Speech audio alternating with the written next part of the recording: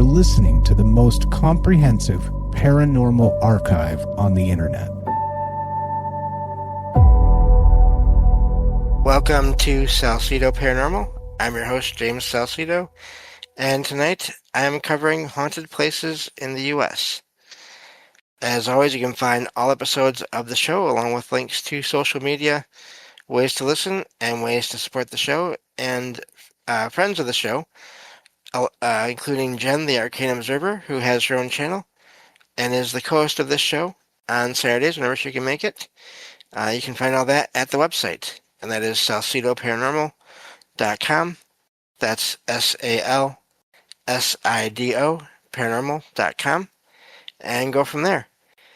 So how this works is for each state, I get a little list of reportedly haunted places and get some articles about them and include two links to those articles. If I could talk, links to 2 articles for each location in every episode description, and so you can do your own research. And I get a summary of each location as well, but so you can do your own research and find pictures and images and more details, and also find out if the place is still open to the public today, because things can change over time, and I do not recommend trespassing for any reason. And not all places that I cover on the series are open to the public. So anyway, I think that takes care of everything. So let me get to these true stories here. These haunted places. I'm thinking of what I'll be recording next week, I guess. But let me see here. So we're still in we just started the last episode, New Mexico. So we'll be continuing on with that. And this next location is Dawson Cemetery. And this is the hauntingly solemn remnant of Dawson, a once booming coal mining town in northern New Mexico, about 17 miles northeast of Cimarron, I believe is how you say it, that became a ghost town after 2 catastrophic mining disasters. The cemetery is now the only part of Dawson open to visitors and is listed on the National Register of Historic Places, added in 1992. History of Dawson and the cemetery. The town was established in 1867 by rancher John B. Dawson. The coal mining town itself was founded in 1901 when Dawson sold his coal-rich land to the Dawson Fuel Company. So he made his own company and then he sold his land to it. That's amazing. Peak population. At its height, Dawson had 9,000 residents and was a thriving coal mining community. Cemetery established 1913, following the first mining disaster. Grave markers. Over 350 to 360 white iron crosses mark the graves of the miners who died in mining disasters. The cemetery contains roughly 600 marked graves total. Coal miners, many from the disasters, World War II casualties, and immigrants from Southern and Eastern Europe and Mexico are buried there. The town's end. In 1950, Phelps Dodge Corporation shut down the mines and sold the entire town. Most buildings were removed, leaving only the cemetery. The 2 mining disasters. The cemetery exists because of 2 of the worst coal mining disasters in U.S. history. Fall of 1913. Mine number 2 explosion. That's terrifying. I can't imagine. I give all the credit to people that, even just to this day, still work in the mining industry. Because that sounds like still, even to this day, very risky, very dangerous occupation. So, an explosion shook mine number 2. It was felt almost 2 miles away. 236 men were working that day. Only 23 survived. 213 miners were killed, the second worst mining disaster. So it was the second worst mining disaster in U.S. history. This disaster filled the original cemetery plot. So yeah, cemetery plot, so I guess it means the entire original cemetery, excuse me, that entire area was filled up based on that disaster alone. So moving on to February 1923, mine number 1 explosion. This killed 123 men, many being the sons of men who died in 1913. That's terrible. The cemetery was expanded after this second disaster. Some sources estimate over 360 miners died in the 2 explosions combined, while others cite 400 men total. Excuse me. The haunting of Dawson Cemetery. Visitors describe the cemetery as one of the eeriest and most haunted places in New Mexico, with a heavy energy rather than an evil one. So not negative,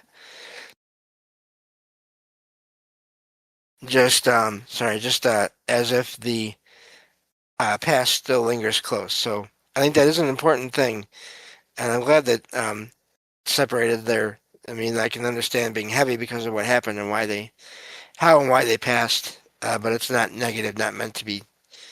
There's no evil intent there. Reported paranormal phenomenon. Flickering lights. Visitors see bobbing lights resembling miners' headlamps moving among the headstones at night.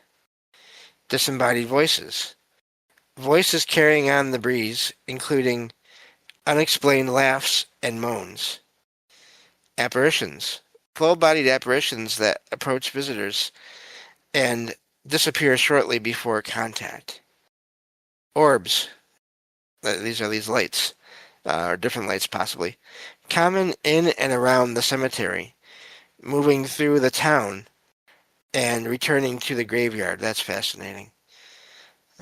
The entire Dawson area has the energy of a quiet tomb, with most of the town site now just sagebrush, tumbleweeds, and rattlesnakes.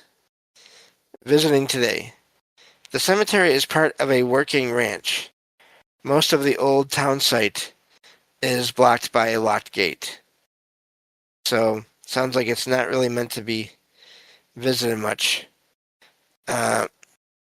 So, apparently, yeah, we're just going to leave it at that because it doesn't sound like it's open to the public.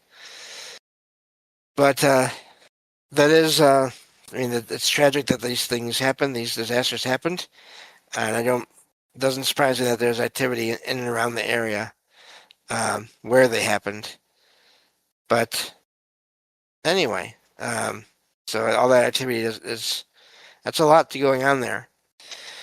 We will be doing a show on cemeteries and graveyards at some point here in the future. I just have to arrange it, schedule it, and everything. So, but anyway, this next location is the La Posada de Santa Fe Resort and Spa, which is Santa Fe's most famous haunted hotel, centered on the ghost of Julia Stab, S-T-A-A-B, the original mistress of the 1882 mansion that remains the resort's core building. Julia's spirit is reportedly still attached to the home she loved so much that she has never left it. And I do think I can understand that. And I don't think that all spirits, all souls, all consciousness is stuck in a place just because they're still there. If you love a place enough, I can imagine why not just stay there. History of the property. The original mansion. Built in 1882 by Abraham Stab, a prosperous German Jewish merchant who became one of Santa Fe's most influential businessmen. I think I read a book on this years ago, nonfiction book. Style. Three-story French Second Empire brick mansion, decorated with the finest European materials. Julia Staub, born Julia Schuster, Abraham returned to Germany in 1865 to marry her and brought her back to Santa Fe. She became a busy high society hostess. Julia's tragedy. Some accounts say Julia became a total recluse after the death of her and Abraham's youngest child. She died at 52 in 1896, yeah. Abraham died in 1913. 1930s transformation. Owners R.H. and Eulalia, I'm probably saying that terribly, I apologize, Nason, converted the estate into a hotel, building Pueblo Revival-style adobe casitas around the Stab Mansion and carriage house. Name: La Posada equals Spanish for inn or resting place. Later use: it became a summer art school with long-term guests from Santa Fe's flourishing arts community. Modern resort. Now a AAA 4-diamond luxury resort on 6 historic acres in downtown Santa Fe, near the plaza and Canyon Road. Canyon Road. The Haunting. Julia Staub's ghost. Julia Staub is considered Santa Fe's most famous ghost. Her haunting is well documented and has appeared on multiple TV shows. Key reported sightings and phenomena. First recorded sighting in 1979. An employee cleaning late at night, if I could talk, saw a beautifully dressed, translucent woman near a fireplace. Earlier 1970s sightings. There we go. A janitor mopping in the library saw a white-haired woman in a Victorian gown next to the fireplace. Considered the first reported Julia sighting. Security guard. A guard saw the same woman and was so frightened that he ran away. Hotel operator reported seeing her reposing in an armchair. General behavior.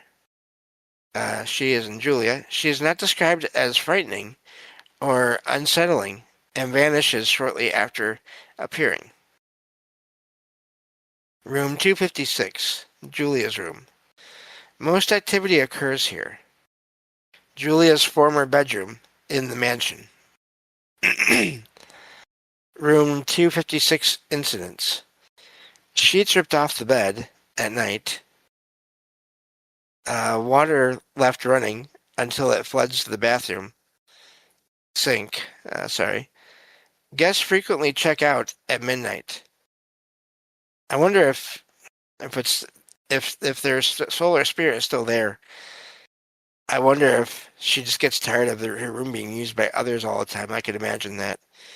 Hard to know for sure. Guests frequently. I just read that. So let's move on. Other phenomena. Gas fireplaces turning on and off randomly. Swaying chandeliers. Items in certain guest rooms vanishing.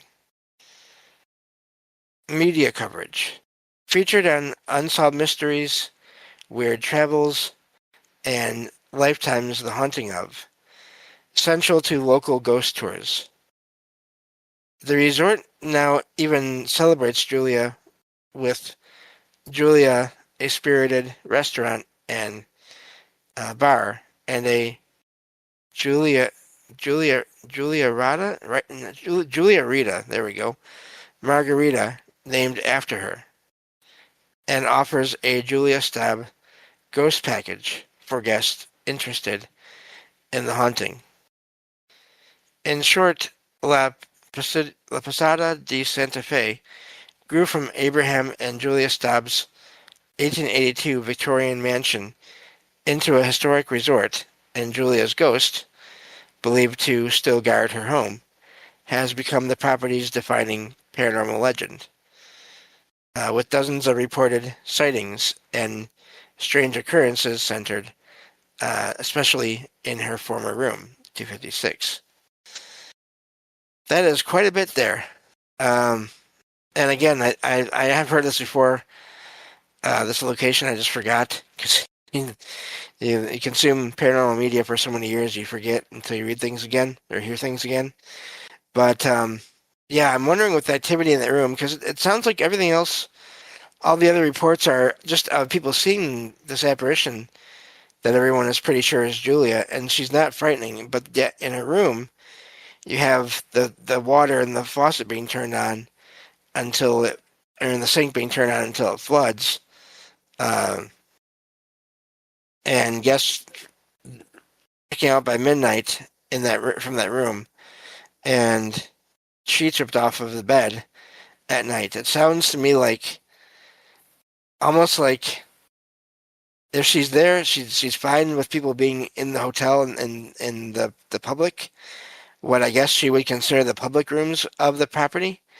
But it sounds to me, and I could be wrong, but the pattern here seems to fit that she's fine with all that, but she likes to have her own space, her own room, her own room that was her room at night, and especially late at night. And that does not surprise me, and I don't blame her if that is in fact what is happening.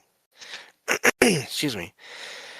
So we'll go to the next location here, and I feel like I covered this in an older show, possibly, but I could be wrong.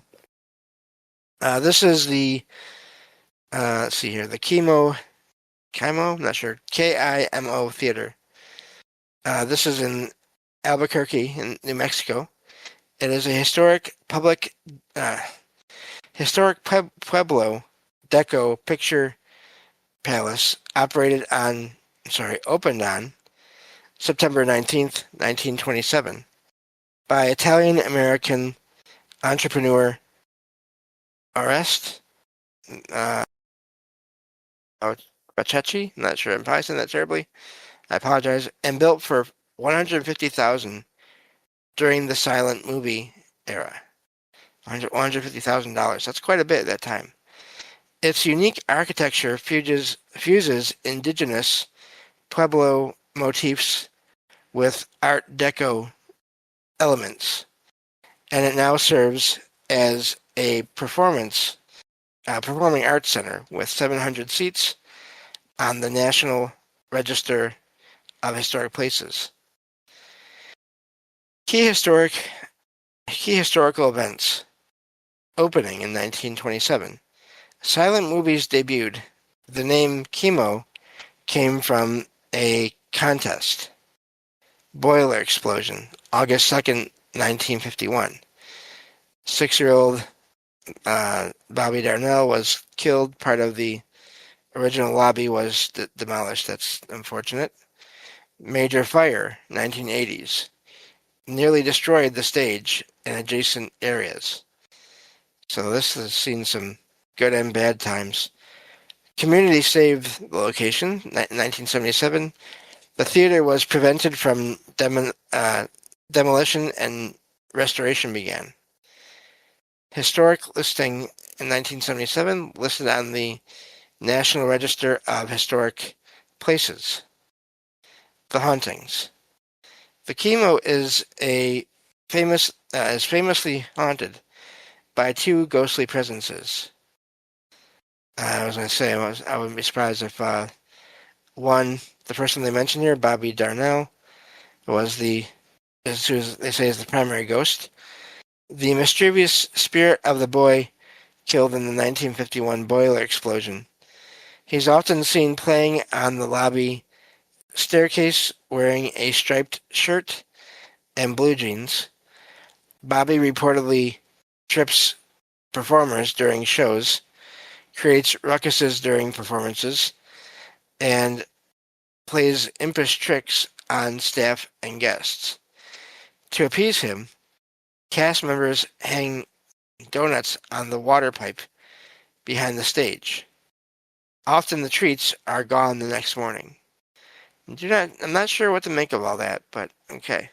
Not saying it's that not disrespecting in any way. I just wonder how that works, why that, if that works. I don't know all the details there. And the second spirit said to be there is called the Lady in the Bonnet. A mysterious woman is seen walking the hallway, wearing a bonnet and appearing to go about her business. She never disturbs anyone and is believed to be a friendly spirit who simply enjoys strolling the theater. Important note on the legend.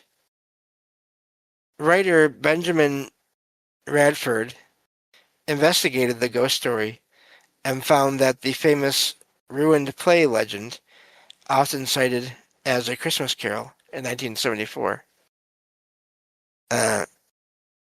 actually occurred in 1986, and two people involved in that production remembered nothing unusual.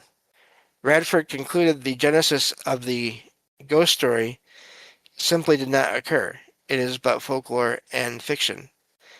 However, ongoing reports of Bobby's tricks and the bonnet lady continue to make the chemo a popular stop on local ghost tours.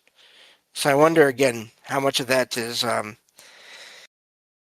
because of the legends and that all those thoughts forming in these apparitions, and how much, I don't know, what else is going on there. So I think that's going to be where we stop for this episode, but just to kind of talk about what's going to be coming, we have a courthouse, and which again, government property, doesn't surprise me that there'd be activity there in a way. Courthouse, a lot of emotions. Let's see, High Noon Restaurant and Saloon. So again, similar but not the same, obviously. A lot of emotions, a lot of people coming and going, and all those things. The Luna Otero Mansion. So another home. And let's see here. What else in New Mexico? Let me see. Lost my spot. So there's a mesa, an actual piece of land, which is always fascinating when you have these outdoor experiences. So the Double Eagle Restaurant, another restaurant. So plenty of places to go through in the state of New Mexico before we move on to the next state in alphabetical order on the list, and go from there. But yeah, thank you all for listening in, and hopefully all enjoy this series. I know it's been going for quite a while now, but that's how it goes. When you're covering the entire country and even just a handful of locations from each state, it's still going to take quite a while to finish. But yeah, thank you all for listening in, and I will talk to you all next time on Salsido Paranormal, and we'll go from there. Thank you all. Take care.